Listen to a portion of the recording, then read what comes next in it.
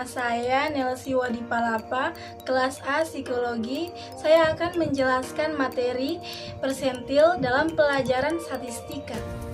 Assalamualaikum warahmatullahi wabarakatuh. Perkenalkan, saya Rahma Hairunisa Utina dengan nomor induk mahasiswa C03420017. Dalam video ini saya akan menjelaskan tentang apa itu kuantum.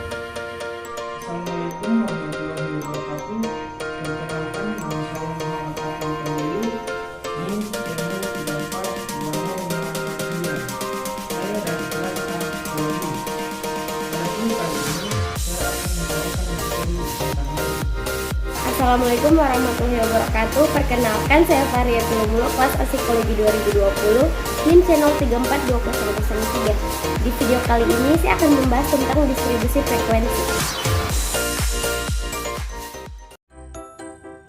Persentil adalah salah satu metode untuk membagi data menjadi 100 sama banyak.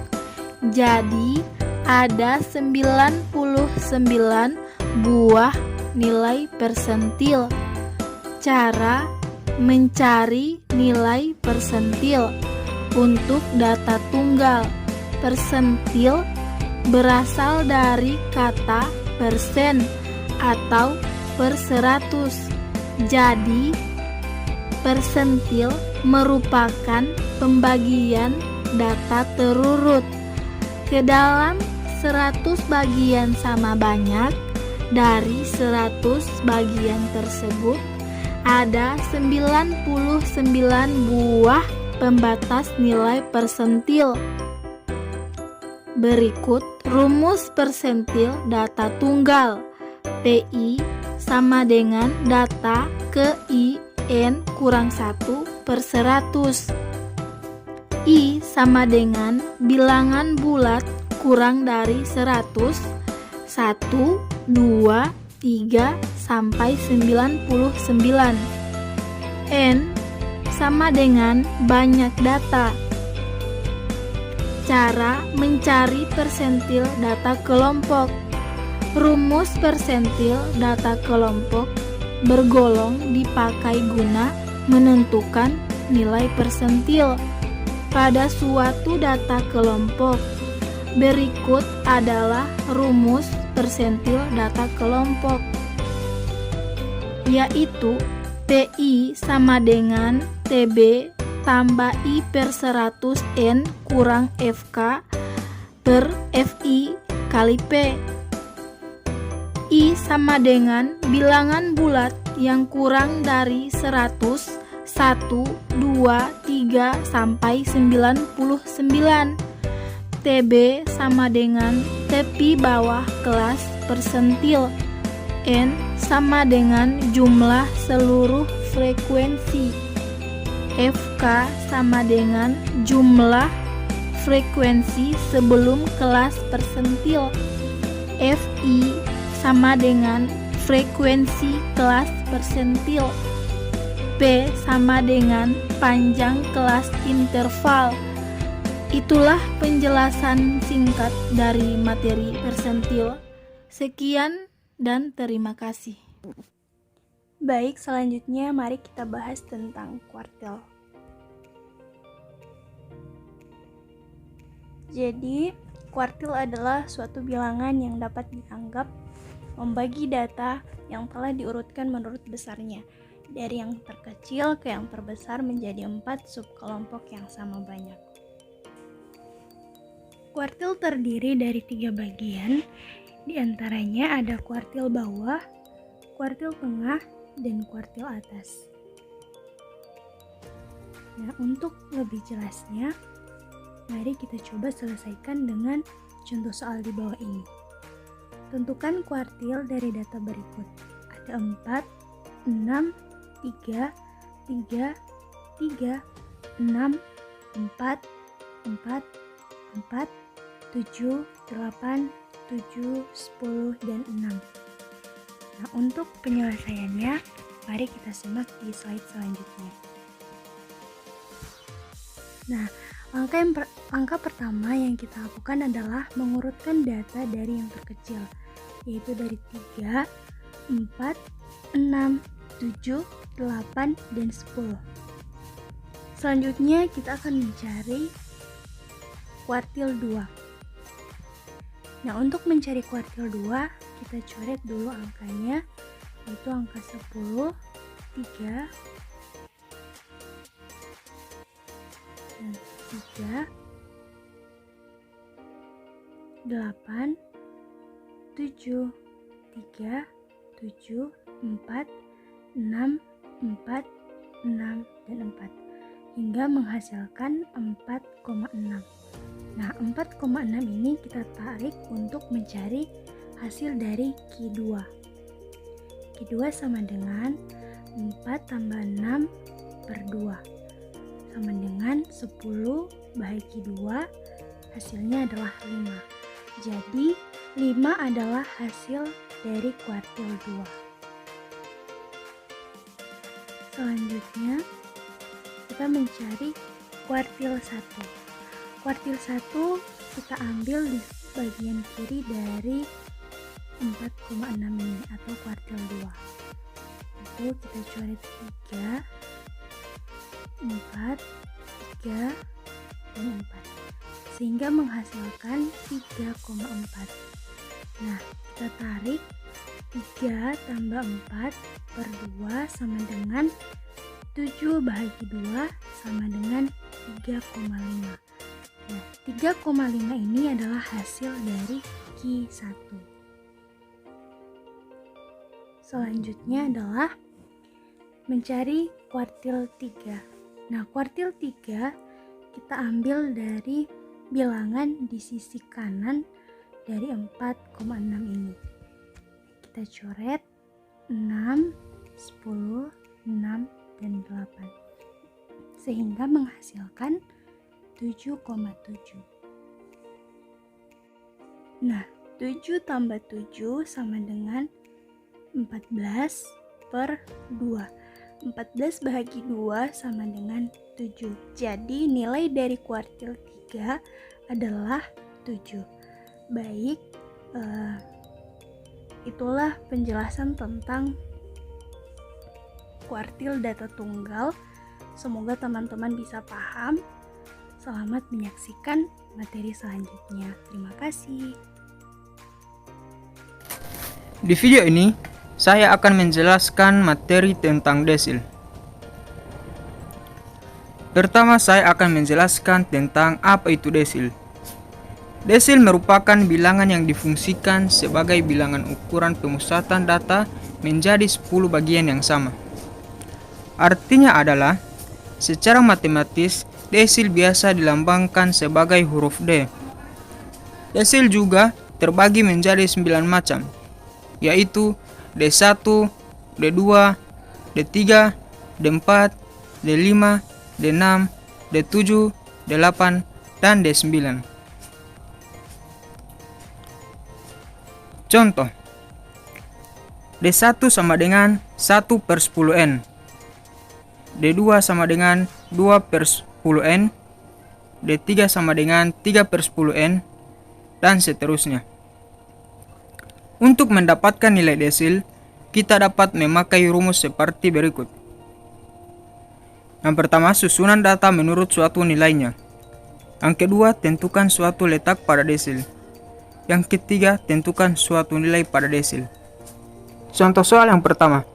Nilai pada pelajaran statistik terdapat sebanyak 10 mahasiswa dengan nilai 60, 80, 90, 70, 85, 95, 75, 65, 70, dan 65.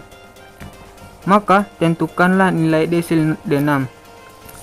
Bagaimana caranya? Simak penjelasannya berikut ini.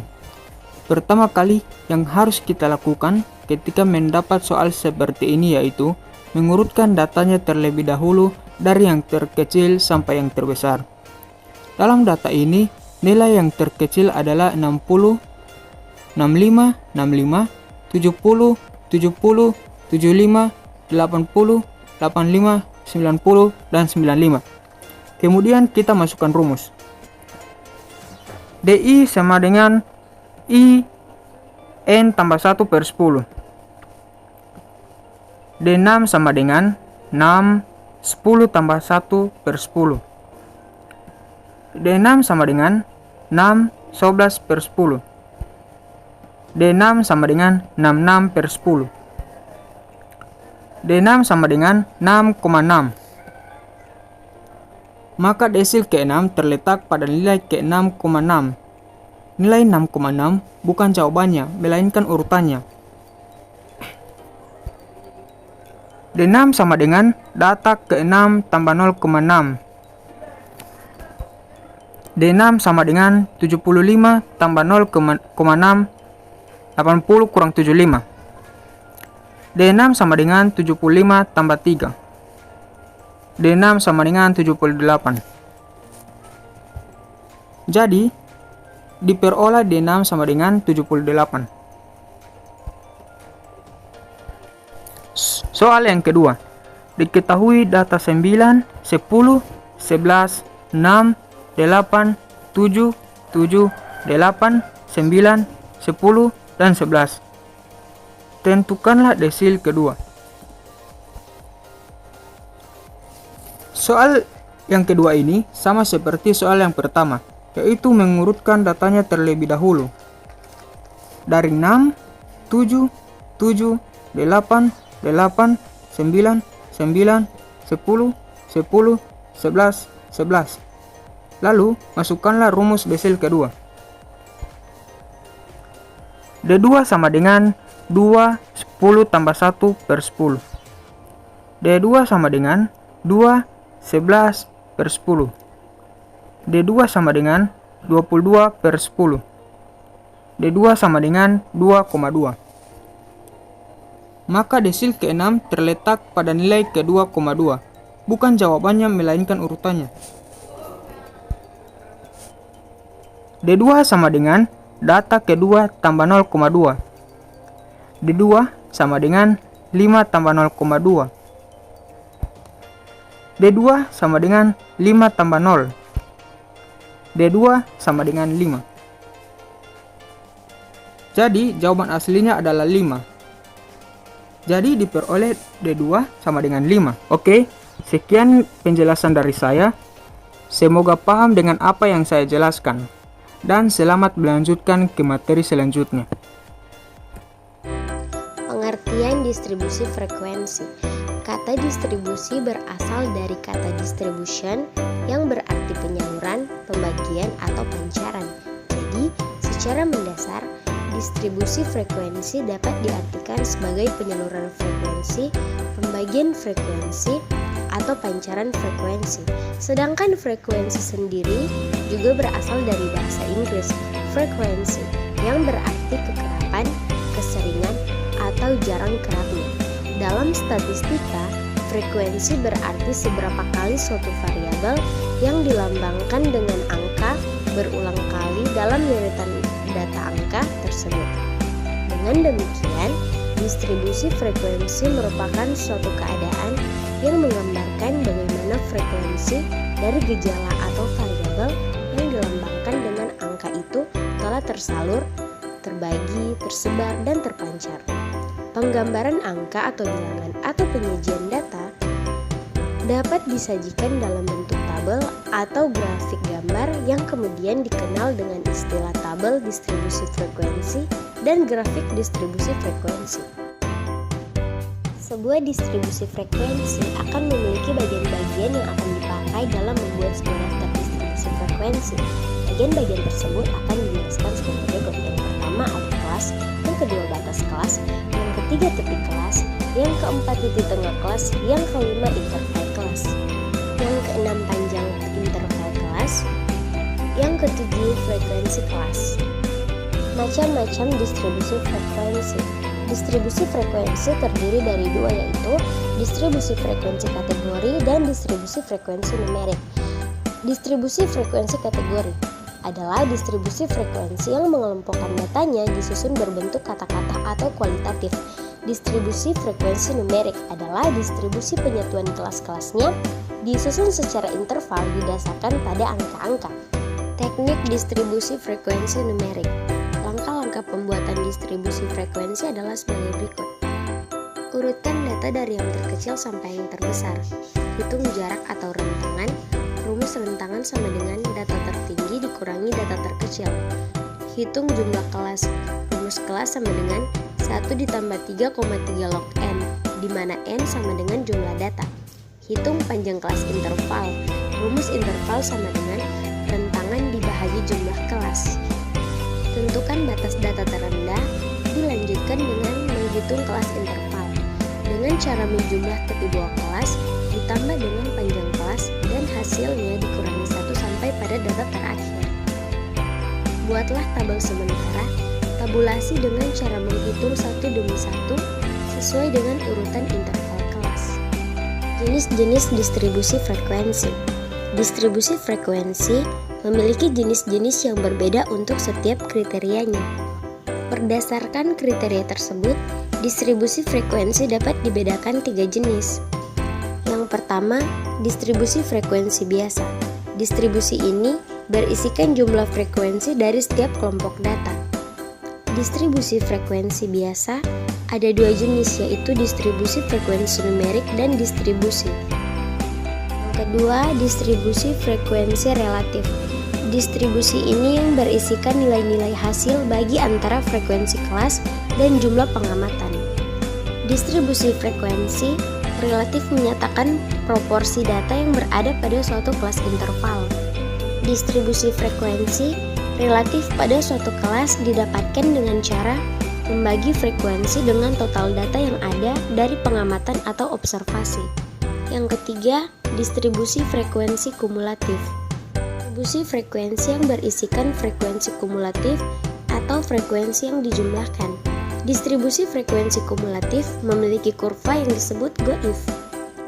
Ada 2 macam distribusi frekuensi kumulatif, yaitu distribusi frekuensi kumulatif kurang dari dan distribusi frekuensi lebih dari.